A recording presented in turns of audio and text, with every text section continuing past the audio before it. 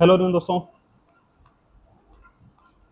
तो आज की क्लास में हम जो है ये जो असिस्टेंट प्रोफेसर है, असिस्टेंट प्रोफेसर का जिसका हाल ही में अभी जो है एग्ज़ाम हुआ है, उन सभी के उस एग्ज़ाम के सभी भी जितने भी जो पीवाईक्यूज आए हैं उन सभी क्वेश्चंस का अच्छे से क्या करेंगे, हम एनालिसिस करेंगे और बहुत कुछ आपको नया सीखने को मिलेगा। तो चलिए दोस्तों, अब हम शुरू कर लेते हैं।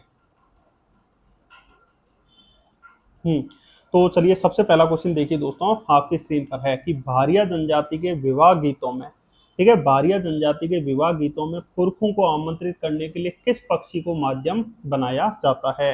यानी जो भारिया जनजाति है उनके जो विवाह गीत होते हैं उनमें जो पुरख होते हैं इनको आमंत्रित करने के लिए किस पक्षी को माध्यम बनाया जाता है। कौवा, कबूतर, गिद्ध या फिर कोयल हो जाएगा।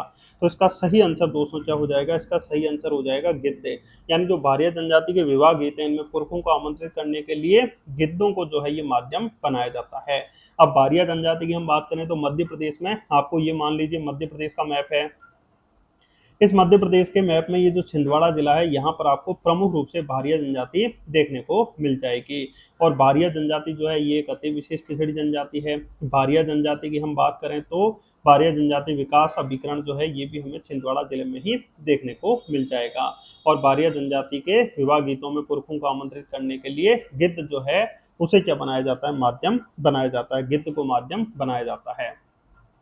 फिर उसके बाद देखिए नेक्स्ट क्वेश्चन, हालांकि अपन कोशिश करेंगे कि एमपी से रिलेटेड क्वेश्चन करें। नेक्स्ट क्वेश्चन है, किस परिवर्तन काल के दौरान कंप्यूटरों ने जो वैक्यूम ट्यूब है ना इसके स्थान पर ट्रांजिस्टर का उपयोग करना शुरू कर दिया था। यानी ऐसे क्वेश्चन आ रहे हैं। तो शुरुआत में दोस्तों जो पहली पीढ़ी के कंप्यूटर थे उसमें वैक्यूम ट्यूब का उपयोग होता था, जबकि इसके स्थान पर दूसरी पीढ़ी के जो कंप्यूटर हैं वो ट्रांजिस्टर का उपयोग करने लग गए थे। तो इसका सही आंसर दोस्तों क्या हो जाएगा, इसका सही आंसर जो है ये ए ऑप्शन हो जाएगा। पहली से दूसरी पीढ़ी, यानी पहली पीढ़ी में वैक्यूम ट्यूब और इसके स्थान पर ट्रांजिस्टर का प्रयोग जो है ये दूसरी पीढ़ी में हो गया था। तो दूसरे का क्या हो जाएगा, तो दूसरे का आपको याद रखना है, ए ऑप्शन सही हो जाएगा। चलिए नेक्स्ट क्वेश्चन देखिए। नेक्स्ट क्वेश्चन जो है ये मालवा का चेरापूंजी किसे कहा जाता है। तो मालवा का चेरापूंजी पूछा गया है क्वेश्चन। तो मालवा का चेरापूंजी जो है अलीराजपुर जिले के कट्टीवाड़ा को कहा जाता है। अब देखिए दोस्तों, आपको महत्वपूर्ण पॉइंट अच्छे से याद रखना है। मध्य प्रदेश का चेरापूंजी पूछे तो आपको पंचमढ़ी लगाना है, ठीक है। मध्य प्रदेश का यदि आपसे चेरापूंजी पूछे तो आपको क्या लगाना है, पचमढ़ी लगाना है। पचमढ़ी है कहाँ पे, तो पचमढ़ी याद रखना मध्य प्रदेश के होशंगाबाद यानी नर्मदापुरम जिले में आपको पचमढ़ी देखने को मिल जाएगा। सतपुड़ा पर्वतमाला की महादेव पर्वत श्रेणियों में हमें पचमढ़ी देखने को मिल जाएगा। परंतु यहाँ पर मालवा का चेरापूंजी पूछा गया है तो मालवा का चेरापूंजी जो है अलीराजपुर जिले के कट्टीवाड़ा को हो जाएगा। अब देखिए दोस्तों, इसके बारे में हम थोड़ा सा कुछ महत्वपूर्ण और तथ्य जान लेते हैं। ये जैसे मान लीजिए ये अपना मध्य प्रदेश है। मध्य प्रदेश में जो अलीराजपुर जिला है ना, अलीराजपुर, ये यहाँ पे अलीराजपुर जिला आपको देखने को मिल जाएगा। अब अलीराजपुर जिले की हम बात करें तो अलीराजपुर जिला ये बना कब था, 2008 में अलीराजपुर जिला जो है ये बन गया था। अब अलीराजपुर जिले के कट्टीवाड़ा में अच्छी खासी क्या होती है दोस्तों, वर्षा होती है। इसीलिए याद रखना मालवा का चेरापूंजी अलीराजपुर जिले के कट्टीवाड़ा को कहा जाता है। किसको कहा जाता है, मालवा का चेरापूंजी अलीराजपुर जिले के कट्टीवाड़ा को कहा जाता है। और अभी हाल ही में जो कट्टीवाड़ा का नूरजहां प्रजाति का आम है ना, नूरजहां, नूरजहां प्रजाति का जो आम है उसे क्या मिला है, ज्योग्राफिकल इंडिकेशन टैग, यानी आपको याद रखना है जीआई टैग जो है ये मिल गया है। अब आपको इंपॉर्टेंट याद रखना है जीआई टैग क्या होता है, तो ज्योग्राफिकल इंडिकेशन टैग होता है। मध्य प्रदेश की कौन सी वस्तु को सबसे पहले मिला, तो मध्य प्रदेश की चंदेरी की जो साड़ी है उसे 2005-6 में जीआई टैग जो है सबसे पहले मिला है। और अभी बहुत सारी उद्यानिकी फसलों को भी जीआई टैग मिला है। जैसे अलीराजपुर के कट्टीवाड़ा में जो नूरजहां प्रजाति का आम है उसको मिला है। ये आम जो होता है ना 1 फुट तक लंबा होता है, 3 से 4 किलो का होता है। और जो है इसकी मांग जो है ये भी बहुत ज्यादा होती है। साथ ही साथ मुगलों में एक शासक हुआ जिसका नाम क्या था, जहांगीर। जहांगीर की एक वाइफ थी जिसका नाम क्या था, नूरजहां। और नूरजहां जो है इनका मूल नाम मेहरुनिसा था। तो मेहरुनिसा का नाम, वास्तविक नाम नूरजहां हो जाएगा। जहांगीर की वाइफ थी तो उन्हीं के नाम पे इस आम का नाम क्या पड़ गया, नूरजहां प्रजाति का आम हो जाएगा। साथ ही साथ सुंदरजा प्रजाति का आम आपसे पूछे तो कहां पर होता है, रीवा में आपको याद रखना है सुंदरजा प्रजाति का जो आम है ये होता है। ठीक है, इतना समझ में आ गया। चलिए अब आगे वापस बढ़ जाइए। मध्य प्रदेश के धार जिले में हम मांडू की बात करें तो मांडू को किसने बसाया, तो मालवा के गौरी वंश के एक शासक हुए जिनका नाम था होशंग शाह। क्या नाम था, जिसका नाम हो जाएगा होशंग शाह ने मांडू को बसाया था। और मांडू जो ऐसे शादियाबाद या खुशियों का शहर कहा जाता है, याद रख लो, खुशियां यानी शादी होती है, उसके बाद आप मांडू घूमने जाओगे तो खुशियों का शहर मांडू को कहा जाता है। अब मांडू में क्या क्या है, मांडू में हम बात करें तो रानी रूपमती का महल हो जाएगा, जहाज महल हो जाएगा, हिंडोला महल हो जाएगा, चंपा बावड़ी हो जाएगी। साथ ही साथ मांडू में आप सभी को याद रखना है दरिया खां की मजार हमें देखने को मिल जाएगी। मांडू में और भी बहुत सारी चीजें हमें देखने को मिल जाएगी। धार जिले में हम बात करें तो धार जिले में जो राजा भोज के द्वारा बनाया गया सरस्वती विद्यालय है, अभी हाल ही में चर्चा में रहा है कि यहाँ पर जो है ये जो खंडपीठ है इंदौर की, उसने ये डिसीजन दे दिया है कि जो धार की भोजशाला है उसमें हिंदू धर्म के लोग जो है ये पूजा पाठ कर पाएंगे, इस्लाम धर्म के लोगों के लिए जो है अलग से व्यवस्था की जाएगी, ऐसा कुछ डिसीजन आया है। तो धार जो है वो भी इंपॉर्टेंट हो जाएगा एग्जाम के लिए। आगर मालवा जिला, आगर मालवा जिले से अलग होके मतलब क्या कहते हैं अपना, ठीक है, आगर मालवा जिला जो है ये कब बन गया था, तो आप सभी को याद रखना है आगर मालवा जिला जो है ये 2013 में बन गया था। उसके बाद देखिए दोस्तों देवास, देवास जिला, देवास में आपको याद रखना है शंकरगढ़ की पहाड़ियां हैं। देवास में ही आप सभी को अच्छे से याद रखना है दोस्तों टेकरी माता का मंदिर है। देवास में ही, देवास के जामगोदरी में ही 1995 में सबसे पहले जो है पवन चक्कियां स्थापित की गई थी। ठीक है,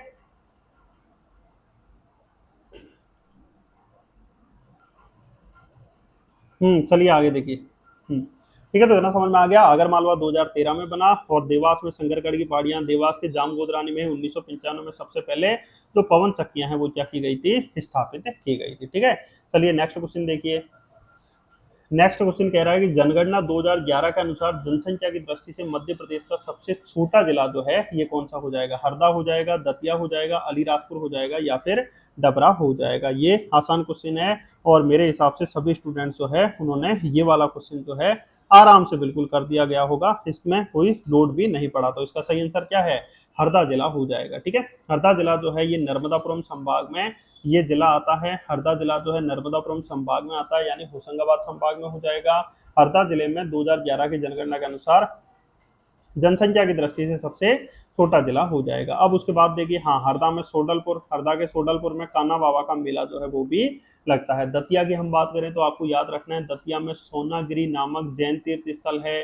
दतिया में पीताम्बरा माता का मेला जो है वो लगता है। सनकुआ का मेला दतिया में लगता है।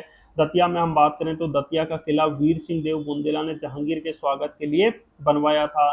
दतिया में हम दोस्तों बात करें तो पीताम्बरा पीठ, रतनगढ़ माता का मेला जो है वो भी दतिया में लगता है। अलीराजपुर में सबसे कम साक्षरता है 2011 की जनगणना के अनुसार। डबरा में डबरा शुगर मिल हमें देखने को मिल जाएगी। ठीक है, नेक्स्ट क्वेश्चन है कि धर्मराजेश्वर का मंदिर मध्य प्रदेश के किस जिले में स्थित है, तो धर्मराजेश्वर का मंदिर जो है मध्य प्रदेश के मंदसौर में स्थित है। कहां पर स्थित है दोस्तों, मंदसौर में धर्मराजेश्वर का मंदिर जो है ये स्थित है। इसके अलावा हम मंदसौर के बारे में और भी महत्वपूर्ण तथ्य जाने तो मंदसौर में क्या क्या है, हिंगलाजगढ़ का किला है। मंदसौर में पशुपतिनाथ मंदिर सिवना नदी के तट पर है और यहाँ पर पशुपतिनाथ लोग जो है वो भी बना हुआ है, बहुत ही प्यारा है। मैं इस बार मंदसौर गया था तो मैं आपको बता सकता हूँ। इसके अलावा हिंगलाजगढ़ का किला मंदसौर का हो गया। अफीम, अफीम का उत्पादन भी सबसे ज्यादा कहाँ पर होता है, मंदसौर में ही अफीम का उत्पादन होता है। ठीक है, इसके अलावा महाकाल की नगरी उज्जैन, उज्जैन में याद रखना महाकालेश्वर हो जाएंगे, हरसिद्धि मंदिर, संदीपनी आश्रम हमें उज्जैन में देखने को मिल जाएगा। इसके अलावा जंतर मंतर, मध्य प्रदेश में एकमात्र जंतर मंतर हमें महाकाल की नगरी उज्जैन में ही देखने को मिलेगा। ठीक है, फिर उसके बाद खंडवा निमाड़ वाला एरिया हो जाएगा। जबलपुर के मटर और सिंगाड़ों को दोस्तों क्या मिला है, अभी हाल ही में याद रखना जीआई टैग हो जाएगा। तो जबलपुर के मटर और सिंगाड़ों को जीआई टैग मिला है। ठीक है, नेक्स्ट क्वेश्चन देखिए, भारतीय वन स्थिति रिपोर्ट 2023 के अनुसार मध्य प्रदेश के किस जिले में वनों का क्षेत्रफल जो है ये सबसे कम हो जाएगा। तो भारतीय वन स्थिति रिपोर्ट 2023 के अनुसार क्वेश्चन पूछ रहा है कि मध्य प्रदेश के किस जिले में वनों का क्षेत्रफल सबसे कम है। तो वनों का क्षेत्रफल सबसे कम किसमें हो जाएगा, शाजापुर जिले में हो जाएगा। ठीक है, किसमें हो जाएगा, शाजापुर जिले में। आपको याद रखना है, बालकृष्ण शर्मा नवीन जो है वो भी शाजापुर के ही हो जाएंगे। ठीक है, निवाड़ी जिला याद रखना, 2018 में जो है ये निवाड़ी जिला बन गया था। और महाकाल की नगरी उज्जैन के बारे में याद रखना, उज्जैन का भैरवगढ़ जो है, ठीक है, बाटे कला के लिए ये फेमस हो जाएगा, उज्जैन का भैरवगढ़ हो जाएगा। उज्जैन में नागदा भी एक ताम्रपाषाण कालीन स्थल है, कायथा एक ताम्रपाषाण कालीन स्थल है, डांगवाला जो है ये एक ताम्रपाषाण कालीन स्थल जो है, ये महाकाल की नगरी उज्जैन में हमें देखने को मिल जाएगा। ठीक है, ये ध्यान रखना। नेक्स्ट क्वेश्चन देखिए, नेक्स्ट क्वेश्चन है, राष्ट्रीय फ्लोरोसिस रोकथाम और नियंत्रण कार्यक्रम के अंतर्गत निम्नलिखित में से कौन सा जिला जो है ये चिन्हित नहीं है। तो राष्ट्रीय फ्लोरोसिस रोकथाम और नियंत्रण कार्यक्रम के अंतर्गत निम्नलिखित में से कौन सा जिला शामिल नहीं है, ये क्वेश्चन पूछा गया है। रायसेन जिला नहीं है, सीहोर जिला नहीं है, शाजापुर जिला नहीं है, या फिर दतिया जिला नहीं है। बताइए सभी छात्र।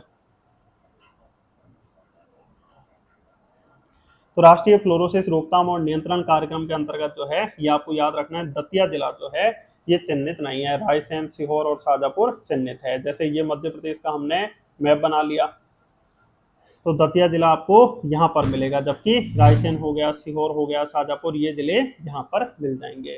तो आप इसको रीजनिंग के माध्यम से भी कर सकते हो यदि आपको मध्य प्रदेश का मैप अच्छे से याद है। ठीक है, तो याद रखना। अब रायसेन जिले में 2 विश्व धरोहर स्थल है, कौन कौन से, सांची और भीमबेटका। कौन से, सांची और भीमबेटका। सांची जो है इसे 1989 में, जबकि भीमबेटका को 2003 में यूनेस्को की वर्ल्ड हेरिटेज साइट में शामिल किया गया। ठीक है, इसके अलावा आपको याद रखना है, सांची जो है, इसके अलावा आपको याद रखना है रायसेन में जो सांची हो जाएगा इसे 1989 में, और भीमबेटका को 2003 में यूनेस्को की वर्ल्ड हेरिटेज साइट में शामिल किया गया। ठीक है, इसके अलावा आपको अच्छे से और भी महत्वपूर्ण तथ्य याद रखना है, जैसे कि आपको याद रखना है दोस्तों, रायसेन में बारना बांध हमें देखने को मिल जाएगा, ये आपको याद रखना है रायसेन में। और ये चीजें हो ही गई। ठीक है, सीहोर में सलकनपुर माता का मेला जो है सीहोर में लगता है। ठीक है, दतिया मैंने आपको बता ही दिया। नेक्स्ट क्वेश्चन देखिए, नेक्स्ट क्वेश्चन है, कौन सा क्लाउड सेवा मॉडल मुख्य रूप से सॉफ्टवेयर डेवलपर्स को लक्षित करता है। Software as a service, infrastructure as a service, storage as a service, या फिर प्लेटफॉर्म एज ए सर्विस हो जाएगा। बताइए, तो इसका सही आंसर क्या हो जाएगा, कौन सा क्लाउड सेवा मॉडल मुख्य रूप से सॉफ्टवेयर डेवलपर्स को लक्षित करता है। तो इसका सही आंसर हो जाएगा प्लेटफॉर्म एज ए सर्विस हो जाएगा, PaaS हो जाएगा। क्या हो जाएगा दोस्तों, प्लेटफॉर्म एज ए सर्विस हो जाएगा। ठीक है, प्लेटफॉर्म एज ए सर्विस हो जाएगा, ये आपको याद रखना है। ठीक है,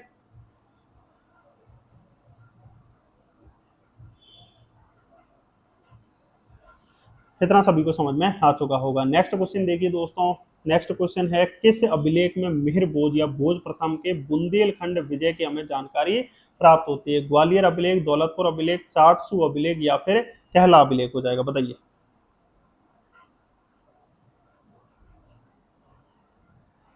किस अभिलेख में मेर भोज या भोज प्रथम के बुंदेलखंड विजय की जानकारी मिलती है। तो इसका सही आंसर क्या हो जाएगा, ए ऑप्शन ग्वालियर अभिलेख हो जाएगा। कौन सा सही आंसर हो जाएगा, ए ऑप्शन ग्वालियर अभिलेख हो जाएगा। और इस ग्वालियर अभिलेख जो है इससे हमें मेहर भोज की जानकारी मिल जाती है। किसकी जानकारी मिलती है दोस्तों, मेहर भोज की जानकारी हो जाएगी। तो मेहर भोज जो है ये गुर्जर प्रतिहार वंश का एक पावरफुल शासक हुआ था। इसी के समय में एक अरब यात्री, याद रखना, सुलेमान भारत आया था। सोचो, अरबों की गुर्जर प्रतिहार वंश के शासकों से दुश्मनी चल रही है, उसके बावजूद भी अरब यात्री जो है मेहर भोज की प्रशंसा कर रहा है। इसका मतलब मेहर भोज जो है वास्तविक रूप से एक गुर्जर प्रतिहार वंश का पावरफुल शासक हुआ है। और मेहर भोज के समय में ही, याद रखना, ग्वालियर के किले की सबसे ऊंची इमारत कौन सा मंदिर है, तेली का मंदिर। कौन सा मंदिर है दोस्तों, तेली का मंदिर है। तो ग्वालियर के किले की सबसे ऊंची इमारत जो तेली का मंदिर है, ये मेहर भोज के समय में ही बनाया गया था। ठीक है, मीर भोज के समय में ही तेल के व्यापारियों के द्वारा धन इकट्ठा करके द्रविड़ शैली में ये तेली का मंदिर बनाया गया था। ठीक है, तो ये आपको याद रखना है। नेक्स्ट क्वेश्चन देखिए, कौन सा मोबाइल एप्लीकेशन पासपोर्ट, पेंशन और टैक्स दाखिल करने जैसी कई सरकारी सेवाओं को एक ही प्लेटफॉर्म पर क्या करता है, एकीकृत करता है। प्रगति हो जाएगा, उमंग हो जाएगा, ई कोर्स हो जाएगा, या फिर NSDG हो जाएगा। बताइए, सभी छात्र बताइए।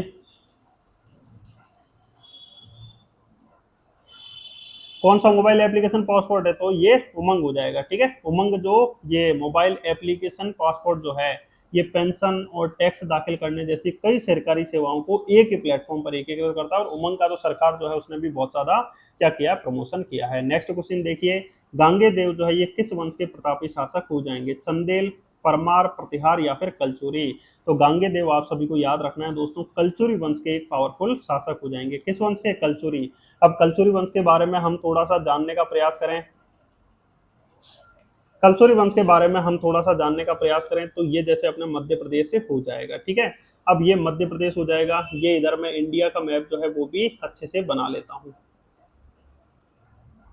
हाँ, और ये बीच में अपना मध्य प्रदेश हो जाएगा। जिस समय इधर मालवा पे परमारों ने शासन किया, जिस समय मालवा पे परमारों ने शासन किया, उसी समय इधर बुंदेलखंड पे चंदेलों ने शासन किया था, और उसी समय इधर जबलपुर वाले क्षेत्र पर कलचुरी वंश के शासकों ने शासन किया। ये जो कलचुरी वंश के शासक थे ना, इनकी दो शाखाएं रही थी, एक तो महेश्वर के कलचुरी, मध्य प्रदेश में बता रहा हूं, और एक है अपने जबलपुर त्रिपुरी के कलचुरी हो जाएंगे। अब दोस्तों, जिस समय मालवा में परमार वंश का राजा भोज हुआ करता था, और जिस समय बुंदेलखंड में चंदेल वंश का शासक विद्याधर हुआ करता था, और जिस समय महमूद गजनवी का दोस्तों क्या हुआ था, भारत पर आक्रमण हुआ था, और उसी समय आपको याद रखना है दोस्तों अच्छे से कि कलचुरी वंश का शासक हुआ एक गांगे देव, और इसी महमूद गजनवी के साथ में दोस्तों आपने जरूर सुना होगा, एक साहित्यकार आया था अल बरूनी, जिन्होंने तहकीक हिंद या किताब उल हिंद की रचना की। किसकी रचना की थी, तहकीक हिंद या किताब उल हिंद, तहकीक हिंद या किताब उल हिंद की रचना किसने की थी, अल बरूनी ने की थी। और ये तहकीक हिंद या किताब उल हिंद में गांगे देव और उनके जो डाहल प्रदेश है उसके बारे में अल बरूनी ने बताया। तो समकालीन परिस्थितियां भी याद रखना, कलचुरी वंश का था गांगे देव, तो गांगे देव किस वंश का हो जाएगा, कलचुरी वंश का हो जाएगा, ये याद रखना। ठीक है, तो गांगे देव किस वंश के प्रतापी शासक थे, कलचुरी, कलचुरियों के समकालीन कौन थे, परमार, चंदेल हो जाएंगे। ठीक है, प्रतिहार भी थे। चंदेल वंश का संस्थापक कौन है, नन्हे मुन्ने बच्चे तेरी मुट्ठी में क्या है, मुट्ठी में है तकदीर हमारी। तो चंदेल वंश का संस्थापक कौन हो जाएगा, नन्नू के हो जाएगा। ठीक है, ये याद रखना, नन्नू हो जाएगा। फिर वाकपति, जय जय या जय शक्ति, ठीक है, फिर विजय शक्ति हो जाएगा, फिर राहिल हो जाएगा, फिर श्रीहर्ष हो जाएगा, यशोवर्मन हो जाएगा, दंग देव, गंड देव, विद्याधर, परमर्द देव, ये प्रमुख चंदेल वंश के शासक हो जाएंगे। ठीक है, ये याद रखना। परमारों ने भी मालवा वाले क्षेत्र पर क्या किया था, शासन। उपेंद्र कृष्णनाथ सबसे पहले शासक या संस्थापक हो जाएंगे, हालांकि राष्ट्रकूटों के प्रारंभ में सामंत रहे थे। ठीक है, नेक्स्ट है, किस वाकाटक नरेश ने दोस्तों 4 अश्वमेध यज्ञ जो है ये किए थे, प्रवरसेन प्रथम, वंशकेतु, रुद्रसेन द्वितीय या फिर पृथ्वीसेन, बताइए। किस वाकाटक शासक ने, बहुत इंपॉर्टेंट है, याद रखना दोस्तों, अपने जो वाकाटक वंश के शासकों का शासन रहा है इधर दक्षिण भारत साइड ज्यादा रहा है, और वाकाटक वंश का संस्थापक था विंध्य शक्ति, वो विंध्य पहाड़ियों के यहाँ रहता था, इसीलिए वाकाटक वंश का संस्थापक कौन हो जाएगा, विंध्य शक्ति हो जाएगा, ये याद रखना। जबकि वास्तविक और पावरफुल शासक जो है प्रवरसेन प्रथम, जिन्होंने 4 अश्वमेध यज्ञ जो है ये करवाया था, और इन्हीं वाकाटकों के समकालीन नाग रहे थे। नागवंश के शासक जो है इन्हीं वाकाटकों के दोस्तों क्या रहे थे, समकालीन रहे थे, कंटेम्पररी हो जाएंगे। ठीक है, तो ये आपको अच्छे से याद रखना है। नेक्स्ट देखिए, मध्य प्रदेश की जलवायु के संबंध में निम्नलिखित कथनों के आधार पर नीचे दिए गए कूट में से सही उत्तर आपको चुनना है। कौन सा उत्तर चुनना है दोस्तों, आपको सही उत्तर जो है ये चुनना है। तो पहला ऑप्शन जो है ये हम पढ़ते हैं, पहला ऑप्शन है राज्य का, देखो सबसे पहले मैं इधर लिख लेता हूँ, पूर्व, ये है पश्चिम, ये है उत्तर, और ये है दक्षिण। ठीक है, यहाँ पे मध्य प्रदेश का मैं छोटा सा मैप बना लेता हूँ। हाँ, क्वेश्चन क्या कह रहा है, मध्य प्रदेश का उत्तर पश्चिम, यानी ये वाला हिस्सा, यानी ये वाला हिस्सा, मध्य प्रदेश का उत्तर पश्चिमी भाग जो है अर्ध शुष्क अथवा अर्ध शुष्क एवं अल्पाद्र है, बिल्कुल। यहाँ पर अर्ध शुष्क अथवा स्टेपी प्रकार की जलवायु जो है ये पाई जाती है। तो याद रखना दोस्तों, मध्य प्रदेश के उत्तर पश्चिमी हिस्सा जो है इसमें कैसी जलवायु पाई जाती है, तो आपको याद रखना है अर्ध शुष्क अथवा स्टेपी प्रकार की जलवायु पाई जाती है। ठीक है, नेक्स्ट देखिए, मध्य प्रदेश में जो वर्षा है वो दक्षिण पश्चिम मानसून की दोनों शाखाओं से होती है, बिल्कुल सही बात है। मध्य प्रदेश में वर्षा जो है दक्षिण पश्चिम मानसून की दोनों शाखाओं से होती है, चाहे हम बंगाल की खाड़ी की शाखा की हम बात करें, चाहे अरब सागर की शाखा की हम बात करें, मध्य प्रदेश में जो वर्षा होती है दक्षिण पश्चिम मानसून की दोनों शाखाओं से मध्य प्रदेश में क्या होती है, वर्षा होती है, ये याद रखना है। ठीक है, तो मध्य प्रदेश में जो वर्षा होती है वो दक्षिण पश्चिम मानसून की दोनों शाखाओं से जो है ये मध्य प्रदेश में वर्षा होती है। समझ में आ गया इतना। नेक्स्ट पॉइंट देखिए, नेक्स्ट पॉइंट है पूर्वी भाग में मानसूनी हवाएं दक्षिण पूर्व दिशा से आती है। बिल्कुल, पूर्वी भाग में मानसूनी हवाएं ऐसे दक्षिण पूर्व दिशा जो है उससे आती है। तो इसका सही आंसर क्या हो जाएगा, इसका सही आंसर हो जाएगा 1, 2 और 3 सभी सही है। इसका सही आंसर दोस्तों क्या हो जाएगा, तो आपको याद रखना है दोस्तों 1, 2 और 3 जो है ये बिल्कुल सही हो जाएंगे। 1 मिनट रुकना जरा। ठीक है, तो इतना समझ में आ गया। चलिए दोस्तों अब आगे देखिए। नेक्स्ट है मध्य प्रदेश में कोयला भंडार और उत्पादन के संदर्भ में निम्नलिखित में से कौन सा कथन जो है ये सही है, बताइए, ऑप्शन पढ़िए। कोयला भंडार और उत्पादन के मामले में कौन सा कथन सही है। अप्रैल 2021 को कोयला भंडार में यह राज्य देश में तृतीय स्थान पर था। वर्ष 2020-21 में कोयला उत्पादन में यह राज्य देश में द्वितीय स्थान पर था। नहीं, ये गलत है, ये वाला भी गलत है। वर्ष 2020-21 में यह राज्य देश में कोयला उत्पादन में चतुर्थ स्थान पर था। यह भी गलत है। और पाथरखेड़ा क्षेत्र जो है इसमें कोयला का उत्पादन होता है। बिल्कुल, मध्य प्रदेश का जो दक्षिणी क्षेत्र है और साथ ही साथ मध्य प्रदेश का जो पूर्वी क्षेत्र है यहाँ पर दोस्तों क्या होता है, कोयले का उत्पादन होता है। यहाँ पर क्या होता है दोस्तों, कोयले का उत्पादन होता है। तो कोयले का उत्पादन मध्य प्रदेश के पूर्वी क्षेत्र और साथ ही साथ मध्य प्रदेश के दक्षिणी क्षेत्र में होता है। और पाथरखेड़ा कोयला क्षेत्र भी कोयला मतलब पाथरखेड़ा कोयला क्षेत्र में भी क्या होता है दोस्तों, कोयले का उत्पादन होता है। तो डी ऑप्शन आपको अच्छे से याद रखना है। ठीक है, नेक्स्ट क्वेश्चन देखिए। भारत में प्रथम बार स्थानीय स्वशासन बोर्ड की स्थापना जो है किसके कार्यकाल में हुई थी, ये तो आसान है।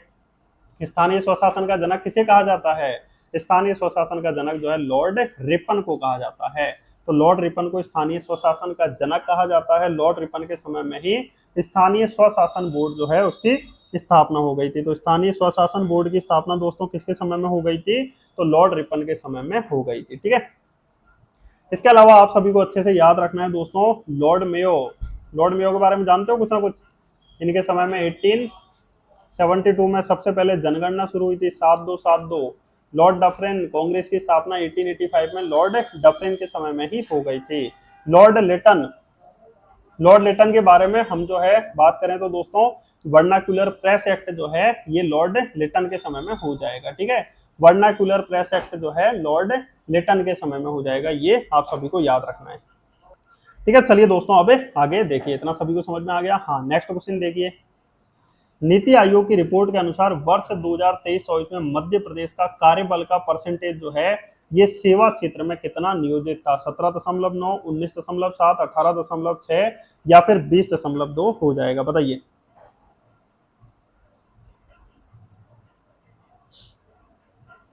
तो इसका सही आंसर क्या हो जाएगा, 19.7 हो जाएगा। तो नीति आयोग की रिपोर्ट आई थी जो 2023-24 में, उसमें मध्य प्रदेश का कार्यबल का परसेंटेज जो है सेवा क्षेत्र में कितना था, 19.7 जो है ये हो जाएगा।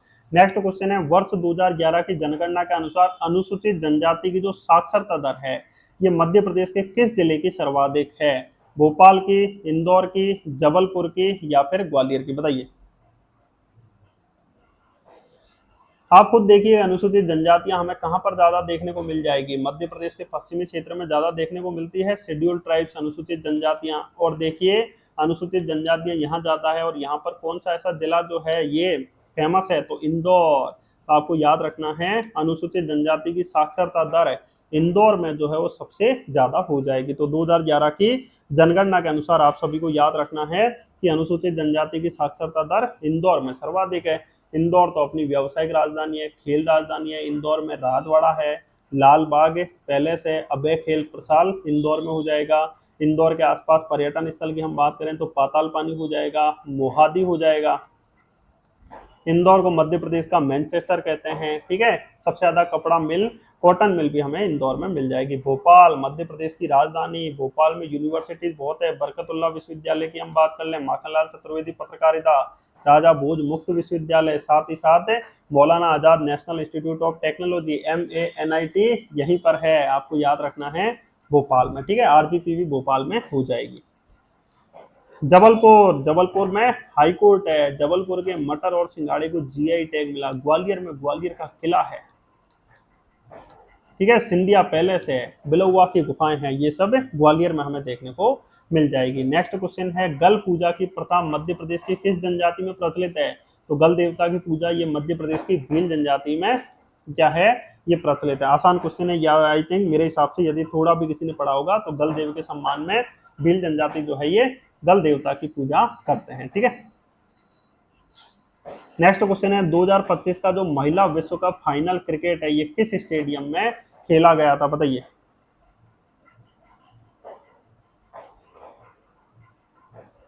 Wankhede stadium, DY Patil stadium, M Chinna Swamy stadium या फिर ईडन गार्डन में खेला गया था, बताइए।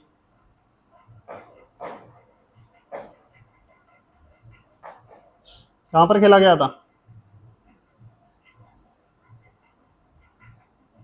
तो इसका सही आंसर क्या हो जाएगा? डीवाई पाटिल स्टेडियम जो है उसमें 2025 महिला विश्व कप फाइनल जो है ये खेला गया था। ठीक है, नेक्स्ट देखिए दोस्तों, पर्यवेक्षित मशीन लर्निंग में उपयोग होता है लेबल युक्त डेटा, यादृच्छिक डेटा, बिना लेबल वाला डेटा या फिर कोई डेटा नहीं, बताइए बताइए। तो इसका सही आंसर क्या हो जाएगा? पर्यवेक्षित मशीन लर्निंग जो है उसमें लेबल युक्त डेटा जो है उसका उपयोग होता है। किसका उपयोग होता है? लेबल युक्त डेटा जो है इसका उपयोग होता है। नेक्स्ट देखिए, प्रथम आंग्ल मराठा युद्ध जो कि 1775 से लेके 1782 के मध्य प्रथम आंग्ल मराठा युद्ध हुआ था और सालबाई की संधि से ये प्रथम आंग्ल मराठा युद्ध समाप्त हुआ था। इसके मध्य में भी बहुत सारी जो संधियां हैं वो हुई थी, चाहे सूरत की संधि हम बात करें, पुरंदर की संधि की हम बात करें। ठीक है, तो अब क्वेश्चन पूछ रहा है कि उस समय ग्वालियर के सिंधिया वंश के शासक कौन थे? ये जैसे मान लीजिए अपना मध्य प्रदेश है, ग्वालियर उज्जैन वाले क्षेत्र पर उस समय सिंधियाओं में दबदबा था किसका? महादजी सिंधिया का। किसका दबदबा था? महादजी सिंधिया का हो जाएगा। जबकि सिंधिया वंश के संस्थापक कौन थे? राणोजी सिंधिया। कौन थे? राणोजी सिंधिया। परंतु प्रथम आंग्ल मराठा युद्ध के समय ग्वालियर का सिंधिया शासक कौन था? महादजी सिंधिया। होलकरों में क्वेश्चन पूछ ले कि प्रथम आंग्ल मराठा युद्ध के समय में होलकर वंश की शासिका कौन थी? तो देवी अहिल्याबाई। परंतु इनके सेनापति थे तुकोजी राव प्रथम हो जाएंगे। ठीक है, तो देवी अहिल्याबाई का शासन था। होलकरों में क्वेश्चन आ जाए तो ये याद रखना। इतना समझ में आ गया। और महादजी सिंधिया के उत्तराधिकारी दौलत राव सिंधिया, और इन्हीं दौलत राव सिंधिया ने ही अपनी कैपिटल उज्जैन से कहां पर ट्रांसफर की थी? ग्वालियर। समय पूछे तो 19वीं शताब्दी के शुरुआत में 1810 ईस्वी में हो जाएगा। कब हो जाएगा? 1810 ईस्वी में हो जाएगा। ठीक है, नेक्स्ट देखिए, मध्य प्रदेश के मुख्य सचिव के संदर्भ में निम्नलिखित कथनों पे आपको क्या करना है? विचार करना है, बताइए।